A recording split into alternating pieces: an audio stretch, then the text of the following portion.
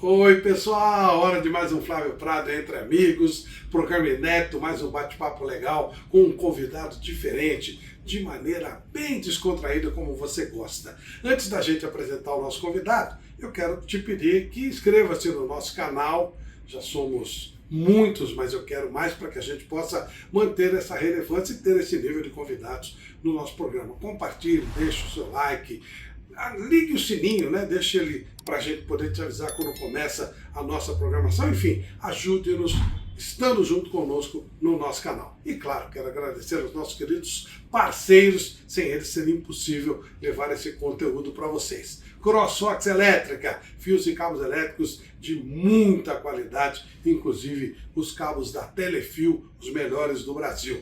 Alibec Alimentos, só alimento de alta qualidade, salgadinhos maravilhosos, tudo com uma excelência sensacional que só a Alibec pode te oferecer. LuxColor, a tinta da pintura inteligente, aquela que eu uso e aquela que eu recomendo. Debrecht Churrascaria, agora com uma nova unidade, hein? Lá na Marginal Tietê. Lembra da OK? Agora ela tá OK, agora ela é Debrecht. Tá muito legal. Grupo Hall Center, para você que precisa de um parceiro nos seus negócios, Correias transportadoras com garantia, com prazo certo, procure o Grupo Hall Center. Baltec Brasil, a empresa que mais lança produtos para auxiliar você na sua casa, para impermeabilizar, para soluções de problemas na sua casa, procure a Baltec Brasil. Atlântica Máquinas, onde você pode começar o seu novo negócio gastando pouco, investindo pouco e com uma garantia especial para você fazer uma empresa de fabricação de blocos, de pavimentos e ganhar um dinheirinho extra, que sempre é muito bom. Você quer trocar de carro? Prêmio Ipiranga. Comprar, vender, trocar. É muito legal, porque o Prêmio Ipiranga te dá todas as garantias num único lugar. Inclusive você pode fazer seguro, financiamento. Prêmio Ipiranga, no Auto Shopping, que eu garanto e que eu confio, e é onde eu faço todas as minhas negociações de carro. Ampla Saúde, um plano de saúde maravilhoso que vai garantir a sua saúde e da sua família, com uma rede credenciada espetacular, médicos de alto nível e uma filosofia que quer evitar que você fique doente. A ideia da Ampla é que você mantenha a sua saúde em dia e ela vai te incentivar para isso com um programa extraordinário. Unidrumon, vestibular social da Unidrumon, entre no site da Unidrumon e faça a sua inscrição e faça o vestibular social online mesmo. São 50 cursos, lá você vai achar a graduação que vai mudar a sua vida. E falando em mudar a sua vida, a Blue Finance vai colocar a sua vida financeira em ordem. Está gastando mais do que ganha? Está sobrando dinheiro, você não sabe o que fazer com esse dinheiro? Procure a Blue Finance, que você vai ter toda a orientação que você precisa para deixar a sua vida bem alinhada. E mais dois queridos parceiros que chegam com tudo aqui com a gente só pode agradecê-los pela confiança e recomendá-los. Monster Dog, a rede espetacular que você vê nos metrôs, você vê em shoppings e tal, você pode ser um franqueado da Monster Dog. Entre no site ou no QR Code da Monster Dog e você pode ser um franqueado. Você vai ter condição de ter uma loja da Monster Dog que vai mudar a sua vida, vai ser muito positivo. E BRM1, que é uma empresa que ajuda a sua fintech a ser um sucesso, vai te dar soluções importantes para você resolver seu problema de pagamento, recebimento, transferências financeiras. BRM1. Isso posto. Falamos bastante e agradecemos muito a todos os nossos queridos patrocinadores. E agora convidamos você a mais um programa inédito do Flávio Prado entre amigos. Vamos lá?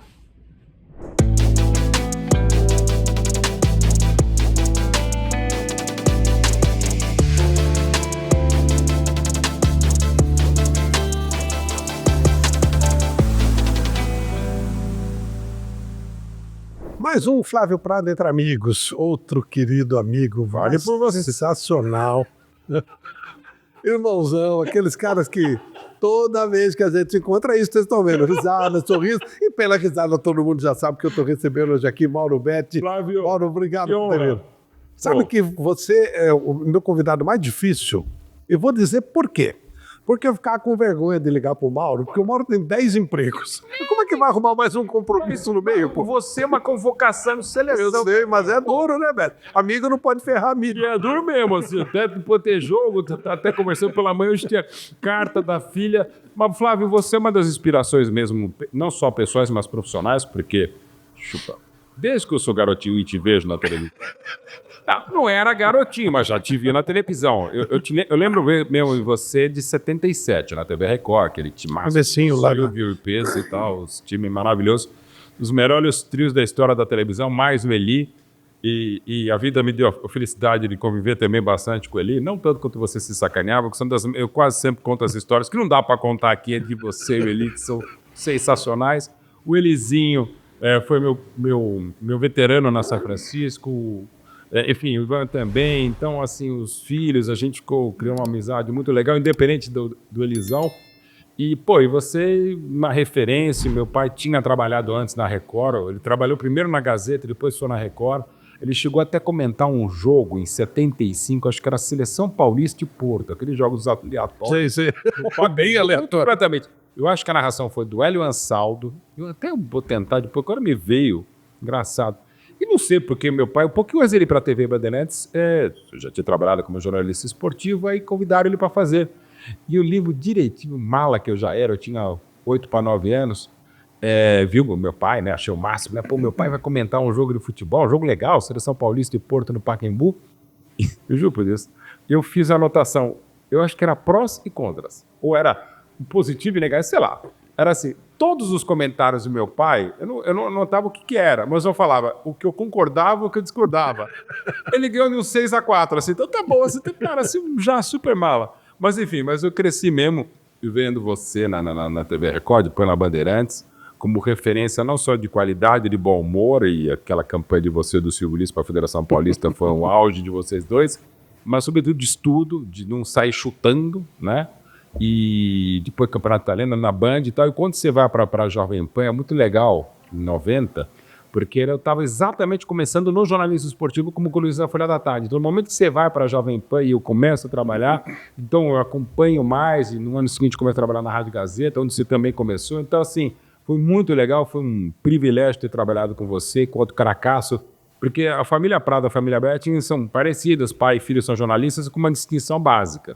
Os Betting evoluíram de Jomir para Mal e os Prado evoluíram de Flávio para Bruno. A propósito, se você não fosse o Mauro Betting e estivesse olhando as carreiras do Jomir e do Mauro, quem foi melhor? Disparado o Jomir. Será? Sim, Flávio, sabe Eu tô falando isso porque o teu pai era bom pra caramba, óbvio, né? Mas é da família. Mas será que você não chegou no nível dele já? Isso é que é legal. Às vezes o pessoal fala em casa de sacanagem, meus filhos também. Aliás, tem uma história maravilhosa. O Gabriel Caçula, que é jornalista, acabou de se formar na SPM, trabalhou com a gente enquanto estagiário na Rádio Bandeirantes. Um dia ele está lá na TNT, Esporte Interativo, viu o queridíssimo Vitor Sérgio Rodrigues, lá no Rio de Janeiro ainda, né? Falou, pô, Gabriel, pô, que legal, né? Pô, como é que é ser filho do maior jornalista esportivo brasileiro? Ele na lata, o Gabriel, meu caçula. O PVC não é o meu pai. Ele foi bem, ele pegou um cara bom. Pegou bom, pelo menos ele pegou um cara bom, né? Exato, né? Mas assim, então, é muito legal isso, Flávio. O meu filho falaria isso também, viu? Vários filhos também. Olha isso. Pelo amor de Deus. Porque assim, isso é uma coisa que me ajuda até hoje. Eu começo a trabalhar em março de 87, você estava lá na TV Bandeirantes, mas como estagiário da chefia de reportagem do jornalismo da TV. No primeiro momento, eu sempre quis ser jornalista esportivo, mas eu achei que era melhor trabalhar em outras áreas. E eu falei, pô, tanto é que eu assinava no comecinho Mauro Zione Betting. Zione é o nome, claro, da minha mãe e do meu avô, quem me inspirou também, que era jornalista, advogado, filatelista, um cara fantástico. Pai do teu pai? Não, pai da minha mãe. Da tua mãe. Em quem também era jornalista? Era uma raça terrível. Em quem o meu pai deu o golpe do baú, porque ele era o diretor da Rádio 9 de Julho, onde ele conheceu minha mãe. E minha mãe era produtora da rádio, meu pai era noticiarista, deu duro, e também o interior, deu o golpe do baú no meu avô. Enfim. E aí, assim, eu falei, quer saber? Depois eu falei, não, vou fazer Mauro Betting, que é mais curto, e eu acho que eu tenho condição de não conspurcar o sobrenome da família. Me ajudou muito, Flávio, o seguinte, falar, meu pai é inatingível, ponto. Então eu vou tentar trabalhar para isso. E foi muito legal porque assim, eu levei 17 anos para trabalhar com meu pai. na mesma emissora. E a convite do Band Esportes, a gente teve um programa durante quase 10 anos chamado Betting Betting, que era o programa mais nepotista da TV brasileira, o programa da família Sarney, e assim, e a gente falava de política, futebol, economia, música e tal. Mas assim, eu demorei 17 anos para trabalhar com ele, porque eu não queria comparação, e para mim foi bom. Mas até hoje, meu pai partiu há quase 12 anos, o pessoal fala, só tá nessa por causa do seu pai. Claro que para mim foi mais fácil começar do que para a esmagadora maioria, porque quando eu entro na TV Bandeirantes em março de 87, meu pai estava há quase 2 anos na Globo, depois de 10 anos de Grupo Bandeirantes. Então as pessoas já me conheciam de molequinho pentelho, na redação do meu pai, e com a minha mãe, que também trabalhava na Bandeirantes, e foi com meu pai trabalhar durante 19 anos na Globo. Então, assim, para mim foi normal. Só que no momento que eu passei a catraca lá em março de 87, pela primeira vez como estagiário, é a pressão. Pô, não é mais o filho do João, tem que ser o Mauro, como qualquer profissional. Então eu sempre me cobrei e me exigi muito. Acho que eu tenho meu trabalho muito por causa disso. Eu quero provar que eu sou o digno dele. Mas de boa, né? Pra jogar confete ou falsa modéstia. Eu acho meu pai muito foda. Ele é muito mais jornalista que eu. Muito melhor pai. Adoraria saber se sou o melhor avô, porque não vejo a hora de ser avô. E muito melhor palmeirense. Até que a paixão pelo Palmeiras que o fez largar o jornalismo esportivo em 62. Então, assim, hoje, claro, o pessoal fala, pô, né? Pro Gabriel mesmo, pro Luca, meu filho mais velho, que faz cinema, produção e um monte de coisa. Pô, você é filho do Mauro? Sou. Então você é neto do Jomir? Assim, é mais difícil o pessoal fazer ligação. Mas o meu pai é muito mais importante, muito mais famoso, mas claro, na nossa área, Flávio, a gente é muito visado, as pessoas conhecem, eu trabalho muito, eu estou em vários lugares, então as pessoas sabem. De repente agora o pessoal fala, pô, pro Gabriel, você é o filho do Mauro, não o neto do Jomir. Mas eu, sinceramente, não é falsa modéstia. Meu pai é foda e é ótimo que assim seja, porque me faz querer ser, não do nível dele, mas tá honrando o sobrenome dele. Essa coisa do começo que você citou, ela tem 2 lados. Tá bom, você chega mais fácil nas pessoas que vão abrir. Mas, por outro lado, também a cobrança é maior, né? É isso, Flávio, a vida inteira. Desde 10 de março de 87, quando eu começo a trabalhar no jornalismo da Band, e até hoje, já saindo, voltando, fazendo um monte de coisa, e não sou o que mais trabalha, mas é o que mais faz coisa em várias áreas de atuação no jornalismo, e não só no jornalismo, digamos, geração de conteúdo que tem a ver com o esporte, eu ainda hoje me cobro pra cacete. Assim, porque e tem gente que cobra mesmo. Você tá aí por causa do seu pai. Eu falo, olha, é o seguinte, até onde eu sei, meu pai não assusta o Silvio Santos, não assusta a família Saad, não assusta o pessoal do Jornal dos Esportes, não assusta o pessoal da TNT nos Estados Unidos, não assombra puxando, sei lá, meu pai faria lá de cima com o Silvio Luiz, beijo pro Silvio, Pantera, Papalinho, pra todo mundo que tá lá em cima. Mas, enfim, essa cobrança com certeza. Então eu vou dizer que nesses 34 de jornalismo esportivo, desde 90, e 37 de jornalismo, eu ainda me cobro bastante. Mesmo. Por isso que você trabalha tanto, que você tem uma vida insana. Eu falo isso e a gente trabalhou vários anos juntos, eu sempre trabalhei muito, eu cheguei a ter... Você quer falar? Você é um exemplo mesmo. Eu trabalhei em 5 lugares simultâneos, eu consegui um infarto. Isso aí, eu sempre falei isso para você algumas vezes. Não, várias vezes. É um amigo mesmo como mestre. E eu vejo você assim, realmente, e você faz com naturalidade, você chega feliz. Nunca vi o Mauro chegar, por exemplo, do 5º emprego, fazer um jogo, 6º trabalho do dia, mas chegava rindo, brincando e tal. Eu sou um bobo alegre. Mas eu também sou. Então até aí tá tudo certo. Mas, Mauro, você acha mesmo que isso aí dá um pouco de uma cobrança pessoal que você tem do desafio de ser filho do Mauro Betti? Ô, Flávio, você sabe que é interessante que até para motivo de terapia, do meu amor a Silvana, minha mulher há 11 anos, ela fala muito isso.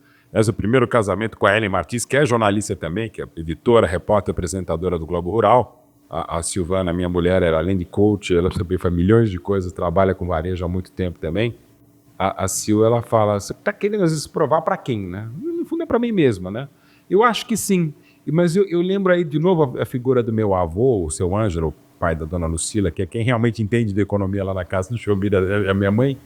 O seu Ângelo, ele era o presidente da Abrajof, a Associação Brasileira dos Jornalistas de Filatelia. Ele era um fundador, ele era jornalista também, tinha trabalhado na Rádio 9 de Julho, que ainda é a rádio hoje, uma rádio ligada à Curia Metropolitana de São Paulo, e ele escrevia sobre filatelia, um grande colecionador de filatelia também, de selos, evidentemente, e ele morreu escrevendo um texto para o jornal. Morreu em cima da máquina de escrever, teve um ataque do coração, caiu. O meu pai só não morreu trabalhando, mas estava trabalhando porque não tinha condição de sair lamentavelmente do hospital. Eu acho que é esse jeito. Minha mulher acho que já entendeu. Eu lembro quando eu fui para a Band a primeira vez no esporte, em 97, com o Luciano do Vale. A gente fez um jogo Araçatuba e Corinthians, saímos para jantar.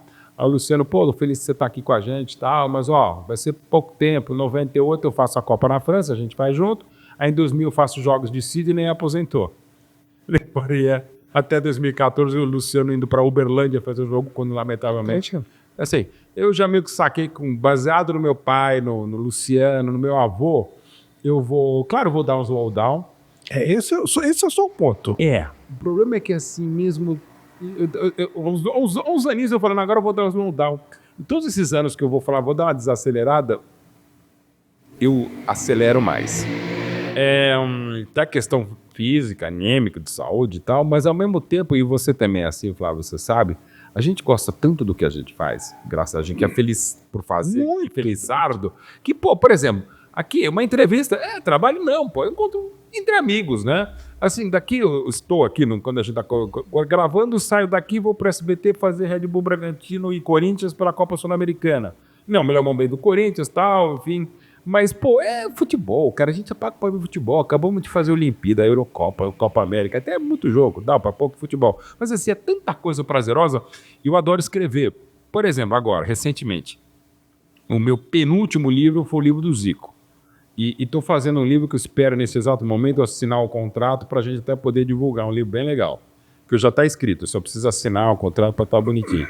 Nesse processo desse livro, que eu não posso falar ainda qual é, eu estava um dia, minha mulher estava na casa da minha sogra, tal, foi dormir lá, bizarro ficar com a minha sogra, e eu estava vendo uma série para dar uma desanuviada. Eu comecei a ver, estava meio devagar, tal. Aí, enquanto eu estava vendo a série, me deu uma ideia de uma frase para o livro. Aí peguei o celular, eu escrevo agora todos os livros no celular, roteiro de cinema, tudo, eu faço no celular.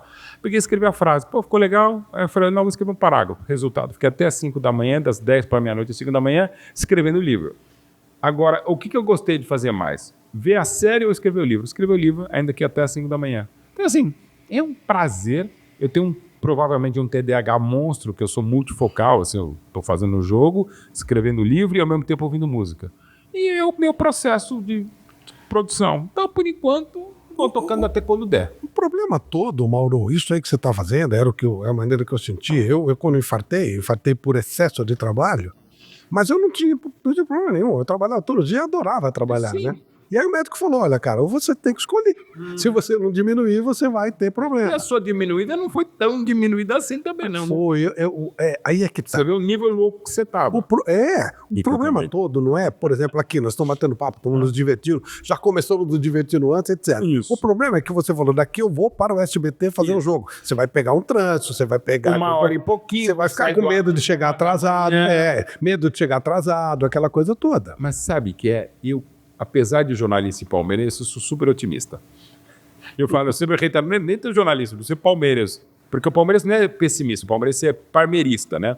Ele tem um palmeirismo, ele acha que tudo vai dar errado, né? Para 8-0 a gente vai levar a viragem. As coisas que a gente brincou muito lá na Jovem Pan. E brincadeira não, era sério. Mas enfim. Então assim, eu acho que no final dá tudo certo. Mesmo que tenha torto, atrasado, atrapalhado que nem eu sou, no final se vira. Então eu tenho, de um modo geral, muitas vezes, no nosso nível de hard, de trabalho, de ocupação, é bom ser capa fresca, só que às vezes eu sou muito capa fresca. Mesmo agora, estava esperando, eu falei, caraca, esqueci de pagar 2 contas. E aquela coisa, e pede, claro, pede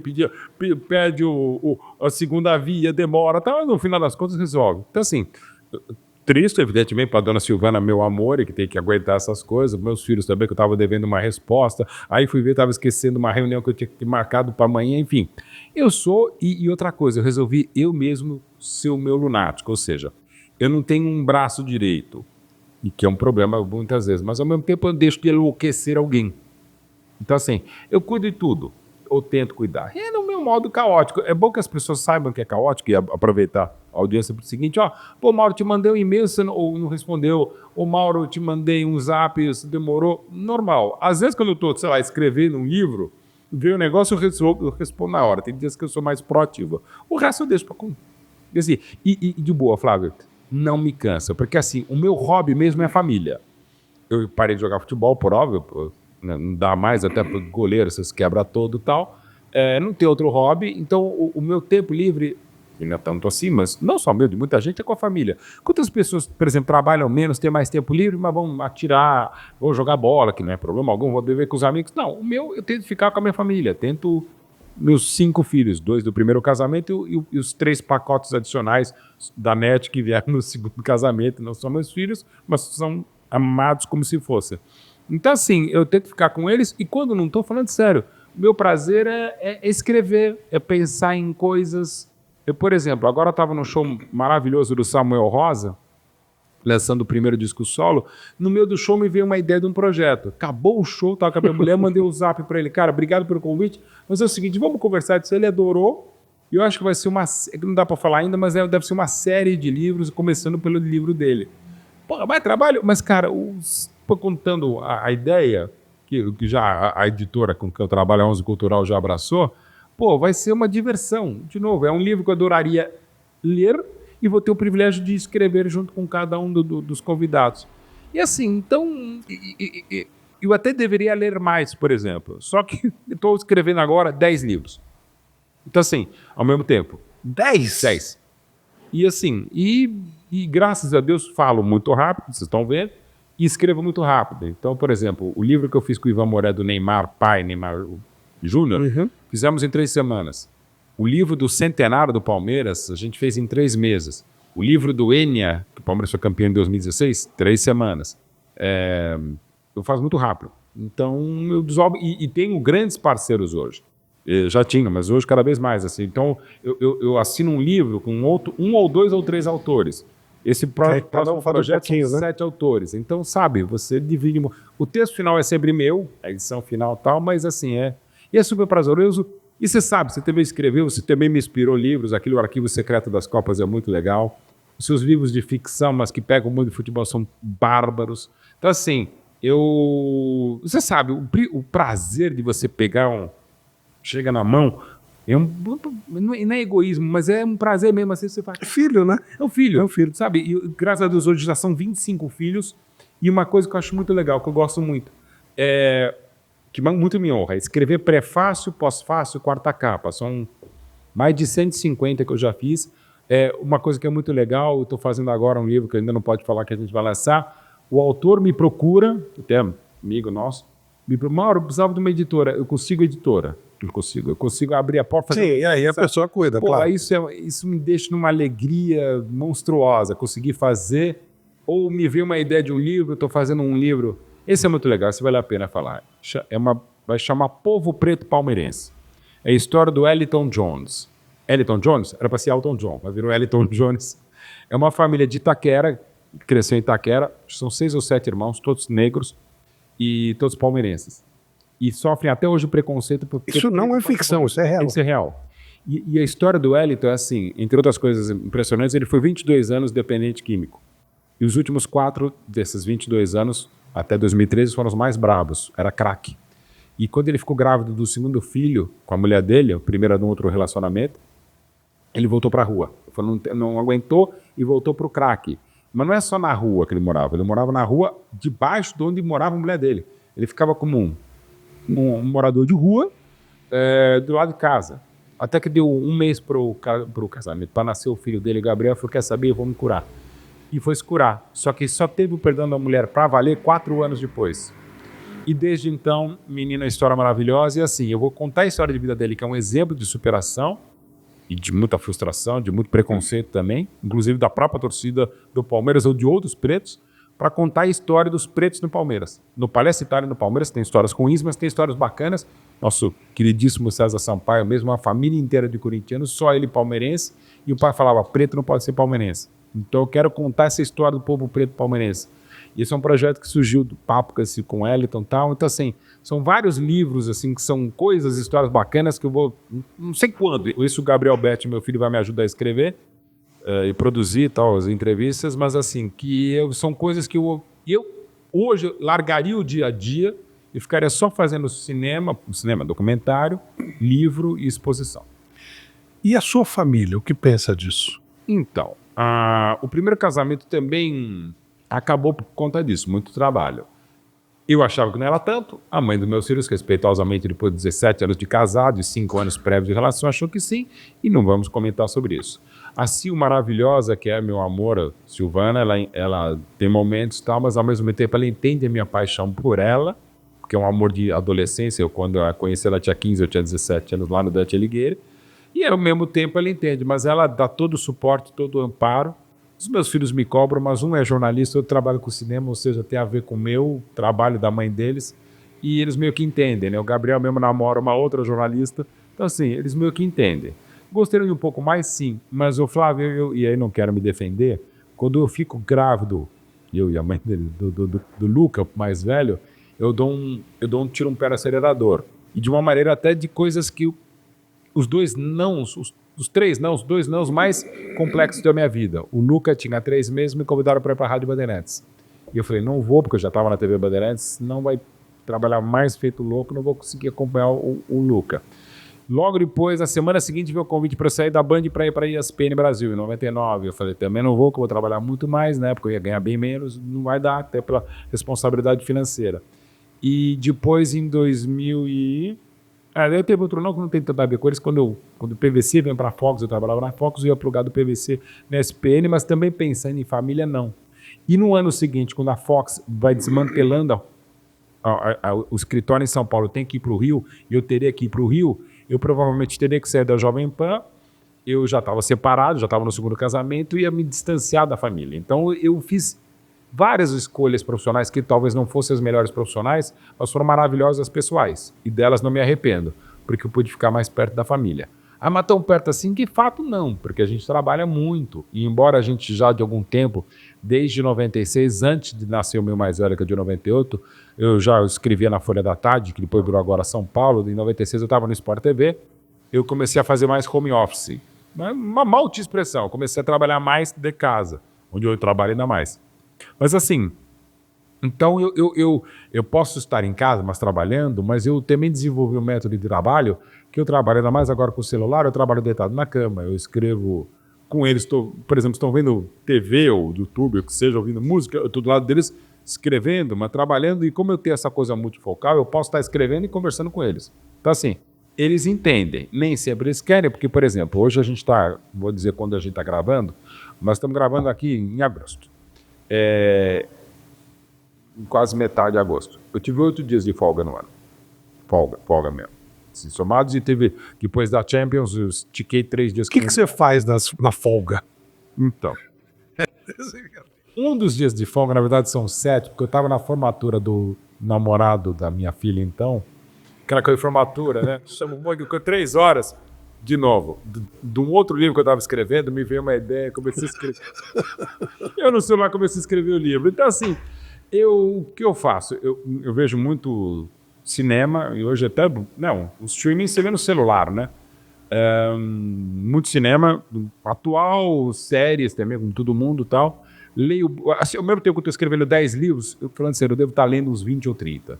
E 20, 30, assim, a história do Getúlio Vargas, a história um que é muito legal italiano, a história história política do caucho. Então envolve fascismo, envolve outras coisas e tal.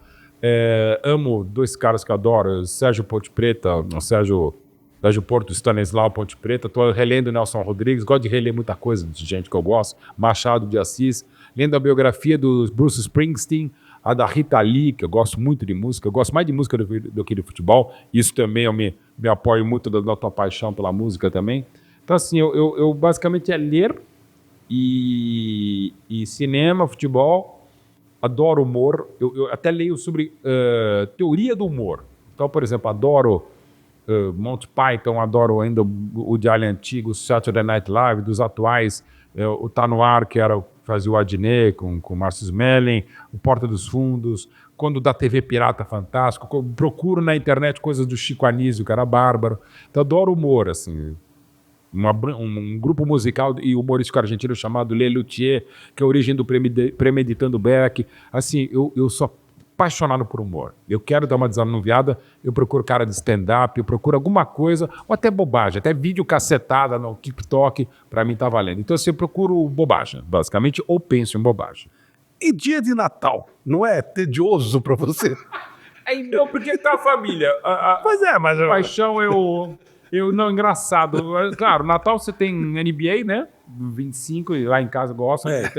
Tem o Boxing Day no dia seguinte, eu já trabalhei muito fazendo Premier League também, na Band, na Fox, agora não tenho trabalhado, mas a gente dá uma olhadinha. Isso é uma coisa que você sabe também melhor do que eu, né, Flávio? Não tem essa. Aí deixa eu ver um joguinho aí, cara. Não dá, né? Você vai ver o joguinho e você começa a notar. Até uma coisa que eu achava que era meio exagero do meu pai, mas eu entendi. Que às vezes ele não era. Meu pai não era de ler muito romance, né? E a minha mãe, até hoje, graças a Deus, com 82 anos, ela lê um livro por dia, no mínimo. E lê inglês, lê italiano, até uma coisa ótima para manter a cabeça bastante ativa. Mas o meu pai, aí comecei a entender. Meu pai também, até pela idade, é um dos criadores do TDAH. Também viajar, se começar a ler, vai viajando, foi, né? E o meu pai, somente grandes autores, ele lia e falava, nossa, que legal. Aí ele pegava uma caneta, né? E às vezes copiava um parágrafo, uma frase, a construção gramatical do cara, o estilo do cara, e para tentar usar. Então, e isso para mim é a mesma coisa. Eu estou lendo, sei lá, um Machado de Assis, ou um John Steinbeck, que seja o autor, ou até uma letra de música, um Bob Dylan. Mas como é que ele fez isso aqui? E aí eu faço isso também, piada aqui. Vai. Então o que eu faço? Basicamente a minha leitura é sobre música e futebol. E história, que eu adoro. História, assim. Frustração? História de não ter feito, mas graças a minha queridíssima professora Ana Maria, lá do Dante, ela falou, não faça história. Porque eu, como você também, eu fiz direito e jornalismo. Eu fiz ao mesmo tempo, tal, você fez direito depois, né? Foi. Eu fiz ao mesmo tempo, tal, e trabalhei e segui. Mas assim, eu queria ter feito história. Mas o meu professor de história falou, não faça história. Eu falei, então fui fazer direito. E, digamos, a minha única frustração talvez seja não trabalhar tanto com história, mas agora fazendo filme, eu sou curador do Museu da Seleção Brasileira, um dos curadores do Museu Pelé, faço muita exposição e tal. Esse lado, digamos, de pesquisador / historiador, ou metido a historiador, me faz ok. Agora, muitas vezes o pessoal fala, pô, você é jornalista esportivo, você joga mal futebol. É verdade. É um jogador frustrado. Não, porque essa autocrítica eu tive. Não quero que seja jogador. Fui até goleiro de polo aquático, mas sempre levando bolada, enfim. Inclusive no handball, minha última ação no handball foi uma bolada ali e eu parei de jogar mesmo. Nunca mais joguei handball. E músico que eu sou frustrado. Eu não consigo tocar absolutamente nada. E aí eu pensei, a gente já não tem muito tempo. Eu vou deixar de ouvir o Jimi Hendrix para tentar eu tocar uma guitarra. Eu amo gaita, talvez o instrumento que eu mais gostaria de tocar. Mas eu vou deixar de ouvir o Toots Tillemans para ficar me ouvindo? Não. Então, eu fico ouvindo, quem sabe. Você gosta de cozinhar também, né? Ou pelo menos de fazer pizza. Então, isso foi uma coisa maravilhosa. Eu não sei abrir a geladeira. Ponto. Não sei. Aí, na pandemia, lamentavelmente, tal, tinha um forno de pizza lá em casa, e olhando, eu falei, cara, eu não sei fazer nada, né? Eu não gosto de tentar servir, aproximar as pessoas, pizza, tipo churrasco, você consegue. Falei, pô, podia tentar aprender, né? Ainda mais na pandemia, mas como é que vai fazer, né? Aí, por sorte, essas felicidades, o Rafaelo, o chefe Rafaelo, pelo Instagram mandou uma mensagem lá no DM, pô, sou muito fã, tá, palmeirense. Eu falei, cara, eu vi o perfil dele, você me ensinaria a fazer pizza? Pô, claro, deixa melhorar, né? Assim que melhorou, ele foi lá em casa com mais 2 amigos, ficamos das 9 da manhã até as 3 da tarde de um sábado.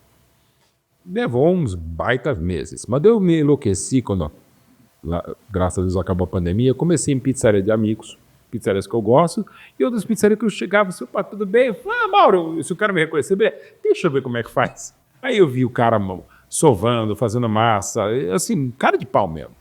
Aí comecei e tal, e vi forno. Bom, resultado, isso foi para valer mais 2020, claro, 2021. Aí eu enlouqueci, comecei a gostar. O que eu estudo de música agora, primeiro música, depois pizza e depois futebol. E vou em tudo quanto é lugar, falo, converso. Mas é só pizza. Só pizza. Agora aprendi panini, que é um primo da pizza, né? Você só abre um pouco diferente e tal. Resultado, eu não abri a pizzaria ainda com um amigo só. Aí não, né, pô? Aí já... Você também faz uma pizza maravilhosa com a Cruz Verde lá, com o Julinho, mas eu não faço a pizza. Não, mas é assim. E a coisa maluca é porque eu faço quase 30 sabores. Alguns, digamos, que eu inventei, mas são adaptações. Alguns você repudia, mas faz. Não, portuguesa não. Assim, né? Inclusive, a pizzaria vai ser, talvez, chamar tudo menos portuguesa, mas assim, que ficou famoso o chilique que eu tive um dia na Rádio Bandeirantes por causa da pizza portuguesa. Mas isso é uma coisa maluca. Eu realmente aprendi. Eu faço absolutamente tudo. Molho, receita minha. A receita da massa é uma adaptação que eu peguei 2 ou 3 caras com um toque pessoal. Mas assim, aí eu enlouqueci de blend de queijo. E fico, às vezes, dá na telha, eu vou lá no forninho, acendo e fico... Quando eu acho que não vai estar tão legal, eu falo, não, eu vou fazer pra mim mesmo, pra não... De uma hora tem sido boa, mas eu pego o meu filho que entende mais, vem cá, vê se tá bom. Ou minha filhota também, e aí? Mas assim, e levo pra primo, levo pra tio, levo pra rádio. Para os lugares que eu trabalho, aliás, estou devendo no SBT, o pessoal me cobra mesmo.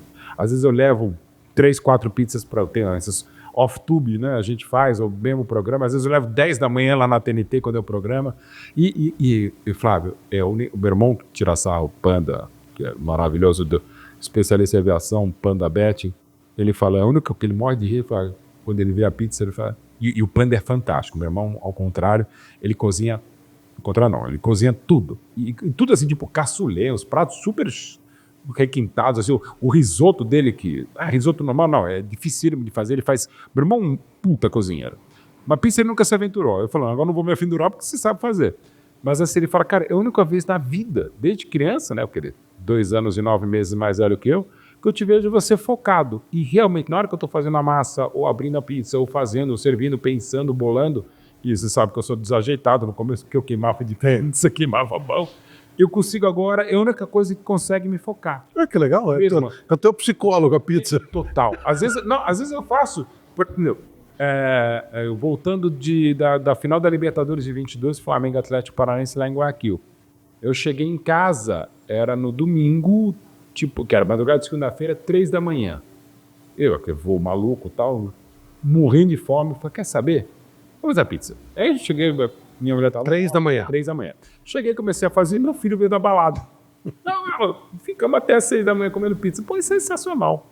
É terapêutico. E é legal porque eu faço de um jeito que, assim, mais ou menos como churrasco, eu faço de meio que, não slow food, mas devagarzinho. Então as pessoas vão ficando em volta do forno de pizza, você vai criando um negócio legal. E agora eu tô num nível assim, por exemplo, no último Natal, eu tô com uma loja dessa camisa aqui, é um dos empreendimentos novos, que é a Retrobol Arena também, que é uma loja de espaço pré-venda. Quando eu fiquei sabendo que você abriu uma loja, eu falei, não é possível. Minha mulher, mas como a minha mulher entende de moda, entende maravilhosamente de moda, a gente é sócio, parceiro, então ficou tocando. E nessa loja, por exemplo, a gente tem um forno de pizza por conta disso também, a gente faz vários eventos, lançamento de livro e tal. E aí a gente fez no final do ano o time do Caio Ribeiro, do Fábio Melo, do Pinheiros, eu também sou sócio, fez a confraternização de aniversário do final do ano, então a gente fez um evento para 75 pessoas.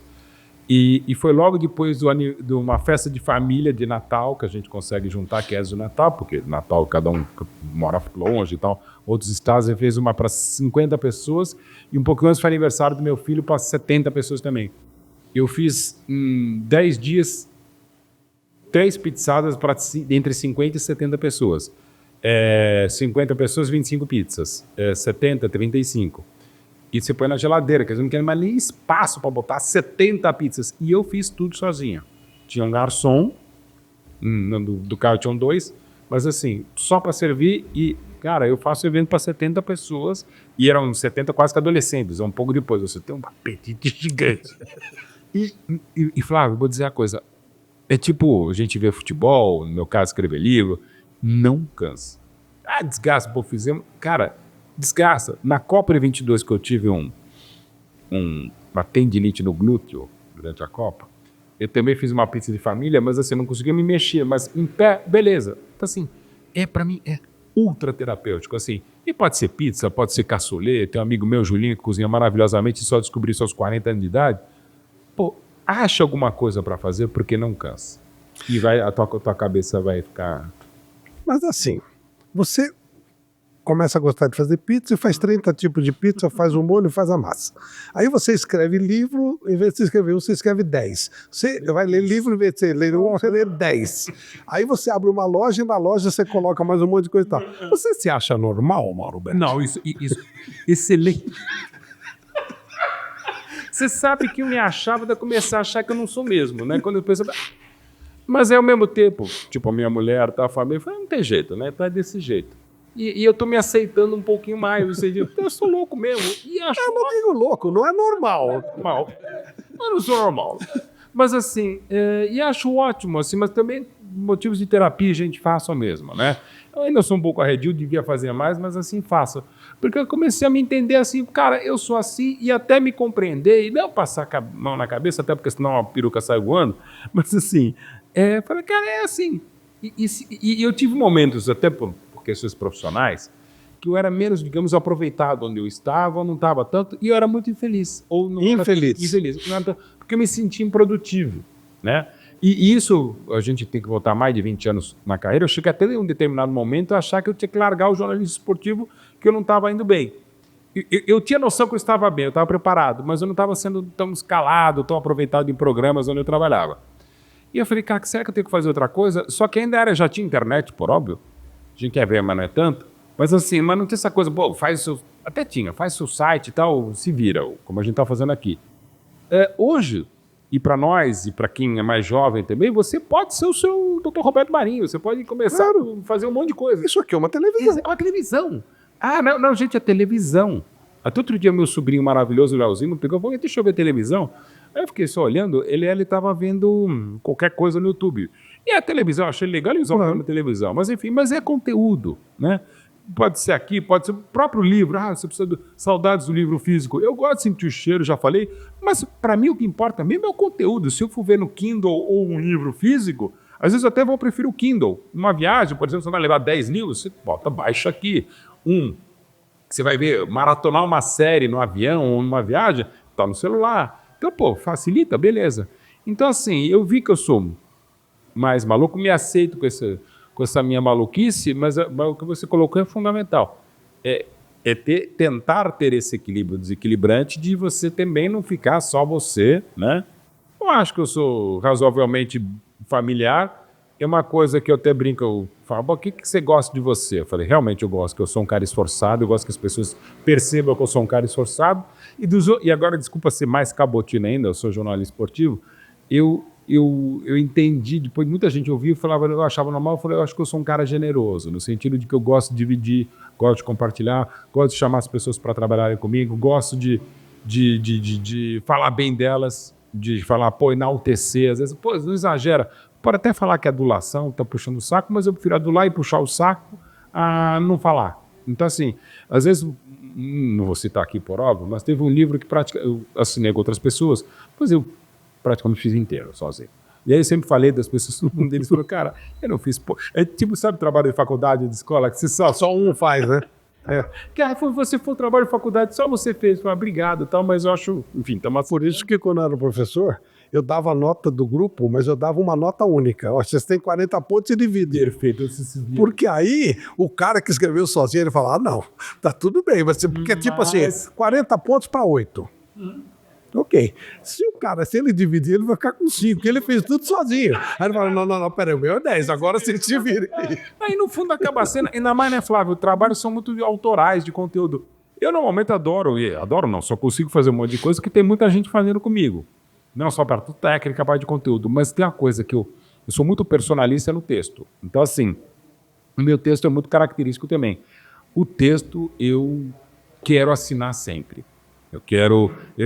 Vírgulas, eu sou muito chato quanto a isso. O texto, ainda mais, aconteceu, por exemplo, não vou citar, um livro recente é um livro até que eu batalhei muito para que pudesse sair, porque é um livro bárbaro, não posso dar mais spoiler e tal, que aí o prefácio é meu. Só que aconteceu um problema editorial gráfico que o meu prefácio não está assinado, só está um texto solto lá sem assinatura. Quem me conhece mais ou menos sabe que é bem o meu estilo. Só que um outro texto que não é meu e que eu não gostei saiu assinado por... Até hoje meus filhos me enchem. E tem uma palavra que eu nunca usei escrevendo ou falando na vida, que começa meio com um parágrafo. O que eu fiz? Nos meus exemplares, inclusive tem um lá na minha loja, na Redrogol, eu rabisquei o meu nome onde tá e botei, este é meu prefácio. Todo mundo que tem o livro, pô, lida. Cara, é o contrário. Aí o cara riu, o coleguinha, eu falei, pô, eu imaginei que não fosse, que tivesse... E o autor, que é um queridíssimo, põe desatenção dele, ele falou, cara, desculpa, não, agora foi. Mas quem estiver lendo, eu não vou falar, né? Saiba que tem um livro que eu assino o prefácio que não é bem meu. Então você que me não estranhe o texto. Não estranhe o texto. Tá? O texto é o outro. Tá. Então, fora isso, mas beleza. Por exemplo, não vou citar a revista, já citando, que eu fiz algumas colaborações, mas eles têm aquele processo que você escreve o texto, que o repórter, o redator, aí tem um editor, tem outro editor. E muda muito, só que você assina. Cara, eu nunca mais fiz. É uma pena que é uma revista super prestigiosa, mas muda muito o texto. E olha que é um puta editor, em alguns casos o texto dele ficou melhor, mas é o seguinte, não é o meu. Não é o seu, né? Duas coisas pra gente encerrar, Mauro. Qual o seu maior momento profissional, que você reputa como seu maior momento profissional? Assim, eu diria que de trabalho e momento, ser curador do Museu da Seleção Brasileira é uma honra, nunca imaginei. Ser um dos curadores do Museu Pelé e trabalhar diretamente, você sabe, inclusive, um Pelé Eterno, muito bacana, a tua participação no filme, também eterno, né? Até pelo meu pai ter criado não o gol de placa, a expressão, mas a placa do gol e tal. Isso é muito impressionante. Tudo que eu fiz com, pelo e para o Palmeiras e de graça para o Palmeiras, de apresentação do estádio, mestre de cerimônias, 7 Só o time aqui. Muitos desses trabalhos que esse maluco faz, ele não cobra, tá? Só em detalhe. Fecha aspas. Isso é verdade, não cobro ou não sei cobrar, né? Mas eu diria que é um evento que também não cobrei, até porque a honra, talvez é o que eu mais gosto. Claro, pré-eleição para o time do Palmeiras, eu não estava lá na pré-eleição, mas eu ajudei a fazer o texto, o vídeo, alguma coisa assim, e ganhamos 4, perdemos 3. Então o saldo está positivo. Tá bom. Tá bom. Uma caiu, mas não caindo. Tá tudo bem, mas não é só título também. Mas enfim, em 2009, no Museu do Futebol do Pacaembu, a apresentação da Associação dos Campeões Mundiais de Futebol, a associação que é o Marcelo, filho do Gilmar dos Santos Neves, que é quem cuida, e eu apresentei o evento para, acho que eram dos 90 e poucos, estavam 50 campeões do mundo, de 58 a 2002. E primeiro estava apresentando aquilo, foi muito bacana. E aí uma coisa, eu tenho a memória boa também. Estudo, mas a memória é boa. E aí eu elenquei todos os jogadores campeões do mundo de cabeça, que é uma coisa que você me pediu muito agora, não vou ficar falando, mas eu sei direitinho quase que a numeração. Aí eu elenquei, eu falei, para ser pentacampeão, aí eu falei os 23, tem que ter sido tetra, eu falava, e fui voltando até 58, eles aplaudiram em pé, pô, que legal. Eu falei, não, legal, obrigado por vocês acharem que o país do mundo tem tanta gente. Eu acho que aquele foi porque primeiro não era do Palmeiras, que é a minha paixão, por ser palmeirense que eu gosto de futebol e que estou no jornalismo esportivo, as coisas que eu faço, mas poder falar do que o melhor brasileiro fez na vida, né? Além de música que é futebol, você poder apresentar esses caras, e foi até hoje a maior reunião da história de todos os campeões, ou todos não, os possíveis, né? E os que quiseram estar lá no Museu do Futebol em 2009. Então, assim, aquilo eu acho que é o melhor momento da minha vida, assim, um evento. Mas eu diria até que essa coisa meio de autoajuda ou autoatrapalha, o melhor momento vai ser o próximo. Assim, eu sou isso é legal, isso é ótimo, né? Claro. E outra coisa, o que se falta você fazer? Graças a Deus eu fiz muito mais coisa do que imaginava. Por exemplo, faltou citar, desde 2010 e até 2017 eu fazia o Pro Evolution Soccer, o PES, o videogame, que você fez o FIFA também, com o Silvio Luiz. Eu fiz com o Zé Silvério, Zé Silvério, exato. Até eu fui no lançamento, acho que foi no Pacaembu, meu lançamento do vocês foram a primeira dupla que fizeram. Eu estou desde 2010 fazendo, agora desde 2017 com o Milton Leite. Pô, isso é um sonho? Claro que não, né? Como é que a gente imaginar um dia comentar um videogame? Ainda mais o realismo que tem hoje o eFootball. Livro, eu sempre achei que ia fazer imaginava fazer 25. E vários best-sellers que é legal, não porque são mesmo, tipo São Marcos, Neymar. Do Neymar foi traduzido em 20 línguas, né, por óbvio, não porque é meu, mas e do Ivan Moré, porque é feito. E do documentário, uma coisa que eu nunca imaginava fazer. Esse eu não imaginava mesmo, já são 4. Estou trabalhando em outros 3, 4, se dependendo, estamos na negociação se rolar. E produções estrangeiras. Então, assim, isso é muito legal. E eu sempre falo, eu não gosto de me apresentar como escritor. Eu falo, eu sou fazedor de livro, documentarista menos ainda, posso fazer roteiro, posso fazer direção de documentário com outros profissionais da área mesmo, mas sou fazedor de filme, fazedor de livro, fazedor de exposição do Museu da CBF, do Museu Pelé e outras exposições.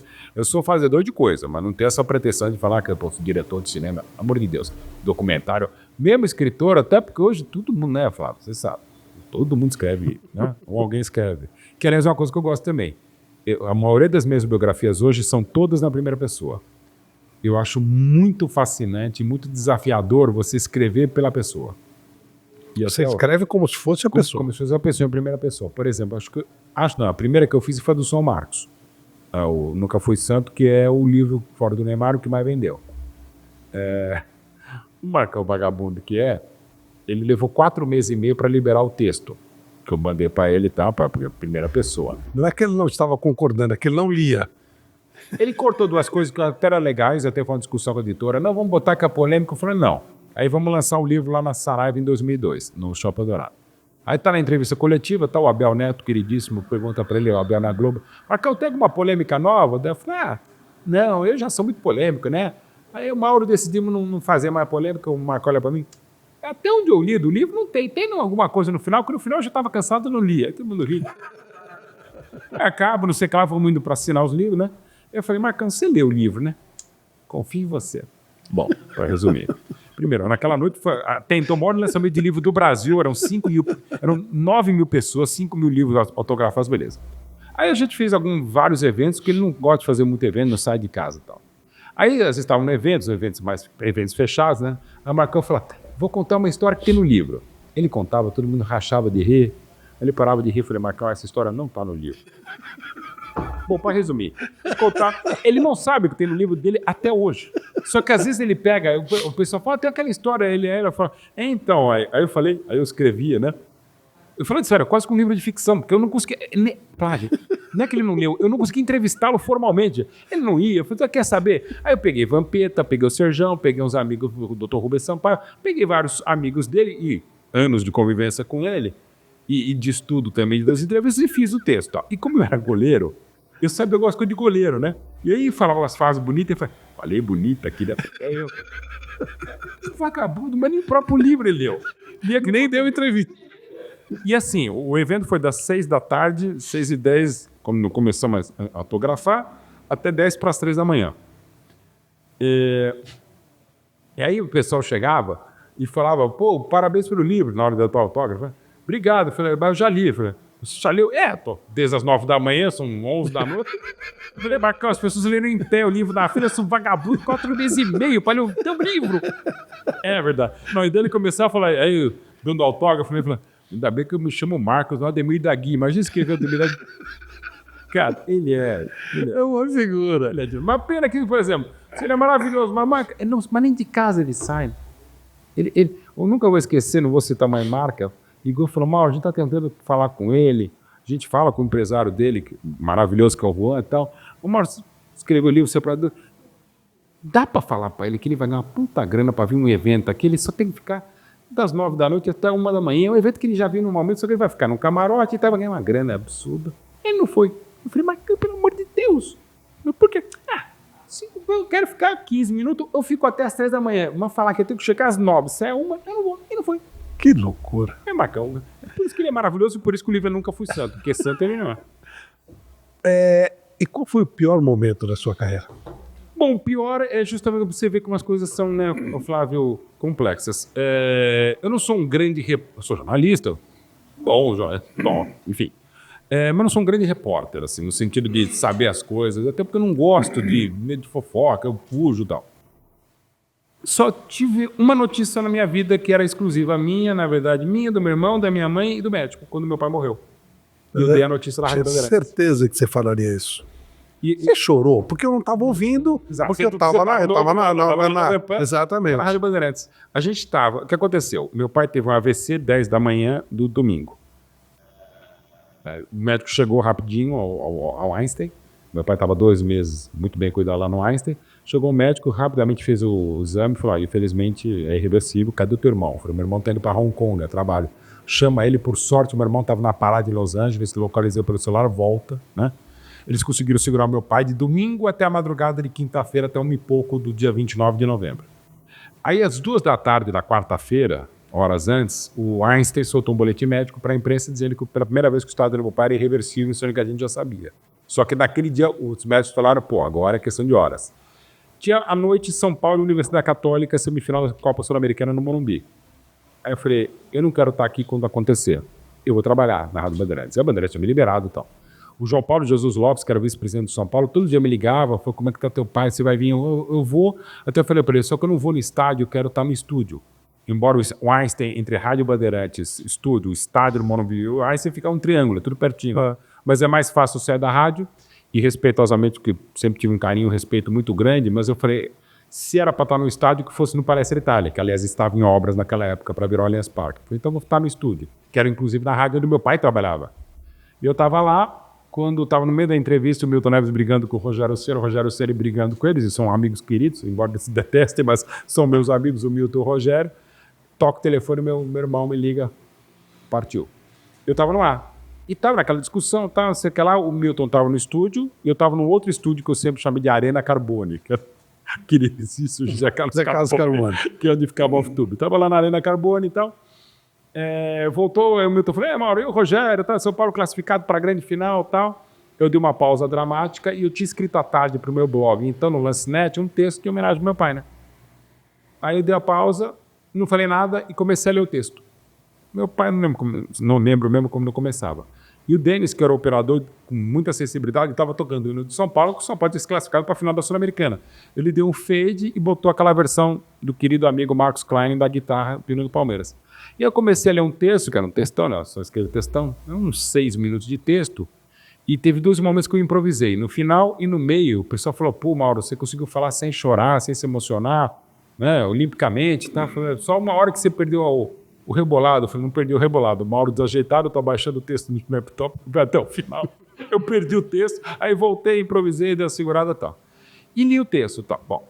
Aí saiu, acabei de falar o texto, me liga o Johnny Sádio, presidente do Grupo Bandeirantes, grande amigo da família e tal, liga o Fernando Mito, que era o diretor de jornalismo, para saber de detalhes, cobertura, dar uma força. Claro. Aí eu desço, passo ele no térreo do grupo, tá a Rádio Band News FM, aí lembrar que trabalhou com a gente na Jovem Pan, me chama lá, Mauro, vem cá falar, ok. Sai o Boris Casotti, que já trabalhava com meu pai na Folha de São Paulo, era companheiro de Band, também entra, trabalhava na Band News. Ficamos mais uns 20, meia hora lá falando de histórias do meu pai e tal. Aí eu saio, chego no hospital, tinha jornalistas, inclusive dos jornalistas, todos que estavam no plantão, tinham trabalhado com meu pai na Globo ou na Bandeirantes, ou eram amigos meus, a gente dá uma entrevista super emocionada e tal. Enfim, aí vai. Aí eu enterro no dia seguinte, aquela coisa toda, tal, entro ao vivo, não sei o que lá, na programação da Rádio Bandeirantes, de outras emissoras, na própria Globo. Aí eu saio do crematório, me ligo da Atena, um grande amigo até hoje meu, da família e tal, falou, Maurinho, como é que você tá? Tal, não sei o que lá.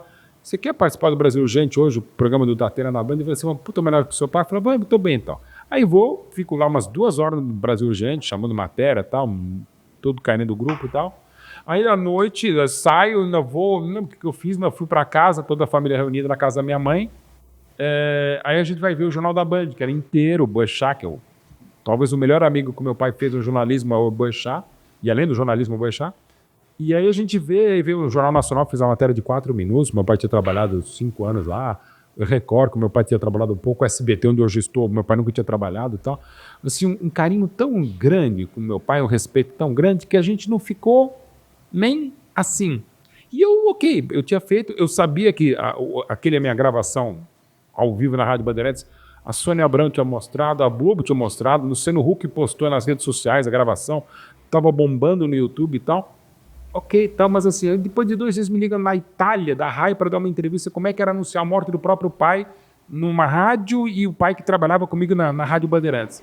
Aí começou a cair a ficha, e as várias pessoas tal, e até hoje, eu nunca vou esquecer, Portugal e Gana, em Brasília, eu fui fazer o check-in, o jogo eu comentei pela Fox, aí tá bom, eu me lembro dele, eu tinha 3 jornalistas de Gana na minha frente, saíram, tá, não sei o que lá, a mulher trabalhando, fazendo check-in, ela já chegou, nem olhando para mim, ela falou, good morning, e eu falei, eu fiquei meio assim quebrado, boa tarde, oi, tudo bem? Ela ouviu minha voz, olhou para mim, ela fez assim, começou a cair uma lágrima no rosto, eu não sabia o que fazer, né?